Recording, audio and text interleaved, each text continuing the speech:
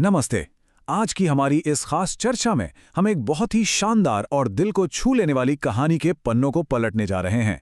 ये कहानी है एक घने जंगल की और वहां रहने वाले एक छोटे लेकिन फुल ऑन एनर्जी वाले बंदर की, जिसका नाम था जंगू। अब देखिए, ऐसी कहानियां अक्सर हमें बड़ी ही सिंपल तरीके से जीवन के कुछ गहरे सबक सिखा जाती हैं। तो चलिए बिना किसी देरी के जंगू के इस दिलचस्प यात्रा को करीब से समझते हैं और देखते हैं कि यह स्रोत हमें क्या खास बातें बताता है। अब कहानी की गहराइयों में जाने से पहले एक बहुत ही दिलचस्प सवाल हमारे सामने आता है।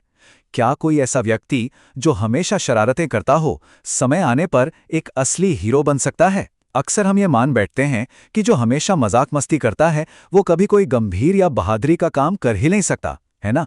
लेकिन क्या सच में ऐसा है? यही सवाल आज के हमारे इस पूरे विश्लेषण के सेंटर में है। आइए देखते हैं कि कैसे जंगू की कहानी इस धारणा को पूरी तरह से बदल कर रख देती है। तो शुरुआत करते हैं हमारे पहले हिस्से से। जंगू, एक शरारती बंदर। आइए उसकी इस चुलबुली दुनिया में कदम रखते हैं। चलिए देखते हैं कि आखिर जंगू ने पूरे जंगल में अपनी शरारतों के लिए इतनी पॉपुलैरिटी कैसे हासिल की थी। जरा सोचिए, एक बड़ा सा हाथी आराम से सुस्ता रहा है और अचानक से ये छोटा सा बंदर आता है और उसकी पूंछ खींच देता है। या फिर पेड़ों के बीच छुपकर एकदम तोते की हूबहू आवाज निकालता है और सबको डरा देता है। और सबसे कमाल की बात तो ये थी कि जंगल के राजा शेर के ठीक सामने अजीबोगरीब चेहरे बनाना और फिर वहां से रफू चक्कर हो जाना। इन सब बातों से एक बात तो साफ है कि जंगू पूरी तरह से निडर था। उसे किसी चीज का डर नहीं था, बस हर पल कुछ नया और रोमांचक करने का कीड़ा उसके अंदर रहता था। अब यहाँ जो बात सबसे ज्यादा नोटिस करने वाली है वो ये कि बाकी जानवरों का जंगू को लेकर जो रवैया था वो बड़ा ही मिक्स था। एक तरफ तो जानवर उसकी इन हरकतों से परेशान रहते थे। जाहिर सी बात है, कोई नहीं चाहेगा कि बेवजह उसकी नींद खराब हो या उसे डराया जाए।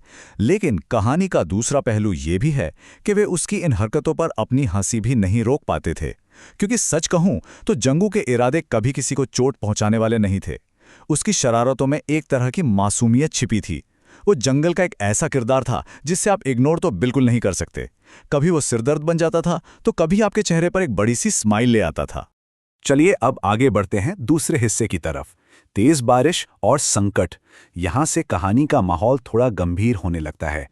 इस स्रोत के मुताबिक एक दिन जंगल में बहुत ही तेज बारिश हुई और ये कोई आम बारिश नहीं थी, बल्कि एक ऐसा भयंकर तूफान था जिसने पूरे जंगल की रफ्तार पर ही ब्रेक लगा दिया। सारे जानवर डर के मारे अपने अपने सुरक्षित घरों में दुबक कर बैठ गए। पूरा जंगल एकदम शांत और सुनसान हो गया था। लेकिन हमेशा की तरह जंगू सबसे अलग था। वो इस खतरनाक तूफानी मौसम में भी पेड़ों पर बेफिक्र होकर कूदता फांदता घूम रहा था। इससे पता चलता है कि जंगू की एनर्जी और उसका निडर स्वभाव मौसम की इस मार से भी दबने वाला नहीं था। अब इसी तूफानी सैर के बीच कहानी एक बहुत ही अहम मोड़ लेती है। इतनी तेज बारिश में जंगू को नदी के किनारे एक छोटा सा खरगोश फूट फूट कर रोता हुआ मिला।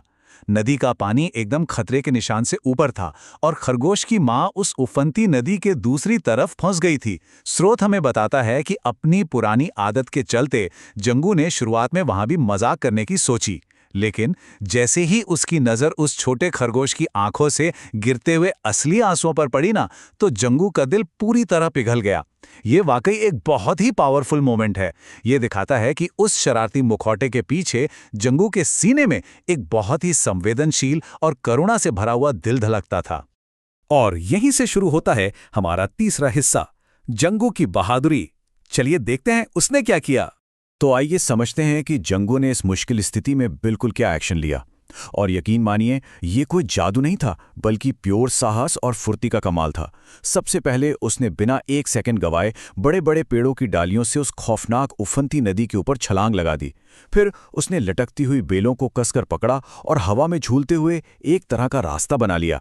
और सबसे बड़ी बात, अपनी खुद की जान को भारी जोखिम में डालते हुए वो खरगोश की मां तक पहुंचा और उसे एकदम सुरक्षित तरीके से नदी के इस पार ले आया। ये कोई मजाक नहीं था, ये जंगू की जिंदगी का सबसे पहला वास्तविक और पूरी तरह से निस्वार्थ बहादुरी का काम था। अब आते हैं चौथे भाग पर, जंगल का बहादुर नायक। इस रेस्क्यू के बाद का नजारा कैसा था, आइए देखते हैं। अगली सुबह जब जंगल के सारे जानवर एक साथ इकट्ठा हुए तो वे जंगू के इस कारनामे को सुनकर पूरी तरह से हैरान रह गए। किसी को भी अपनी आंखों और कानों पर यकीन नहीं हो रहा था कि वही शरारती बंदर जो कल तक उनकी पूंछ खींचकर भाग जाता था, आज किसी की जान बचा लाया है। तभी जंगल के राजा शेर ने आगे आकर जंगू को एक नया नाम दिया, जंगल का सबसे बहादुर बंदर। और ध्यान दीजिए, ये सिर्फ एक नाम नहीं था, ये पूरे समाज की तरफ से जंगू को दी गई एक नई पहचान और बहुत बड़ा सम्मान था।